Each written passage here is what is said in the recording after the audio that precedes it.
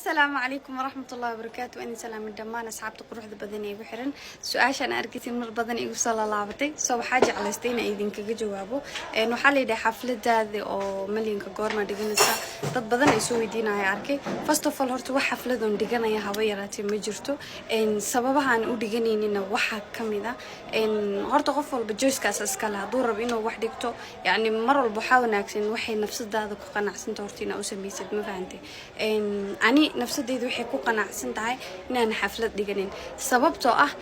hadda meel badan hadda markii la fiiriyo dada baahi u dhimanayo dada on iyo rob la'aan dishay ilma agooma aha jiro dad masaakiin ma aha jiro dada bari haday soon soo gasho wax ay ku afuraan haysanina jiro dada xataa waxay la yihiin waxay xidhaan ma fahanteen soo sababahaas kamida lacagteeda intaan xaflad ku dhigan lahaa ama qaban lahaa waxa jeclaystay in ummadda masaakiinta aan siiyo ama aan ugu deeqo yani inta tabarteeda waayo koow hadii aan dhigto waxba kama faa'iidayo yani dalacad ma helayo talabaad free ticket adduunka ku soo wareegay ma siinayo ta saddexaad nasteexadan aan ahay waxba igama bedelayo sideedan ahaanaya waxa ka faa'iidaya waa daal waxa la rafaad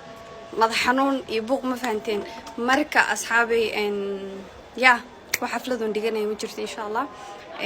inta wax dhigan lahaana aniga hantideyda ilaahay ka sukow maxay ahayd ummadda masaakiinta ah ugu deeqaya insha Allah haduu ilaahay raado because waxa dareema marka xaq agtooda joogo wallahi ina been idin sheegaynin nafis iyo xasilaad deganaansho naxariis you know markuu ilaahay wax ku siiyo dadka ka hooseeya marka fiirisid markino yani ilaahay kugu imtixaama waxaan ahaysatid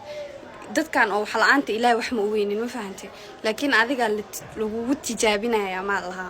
marka in shot asxaabay aad u mahadsantihiin waxaan rajaynayaa su'aasheeda si clear oo qeexan oo nadiif ah oo aan shucaaci tashush ku jirnaa idin kaga jawaabay wax xaflad oo dhiganaya haba yaraatiin jirto ama tantiin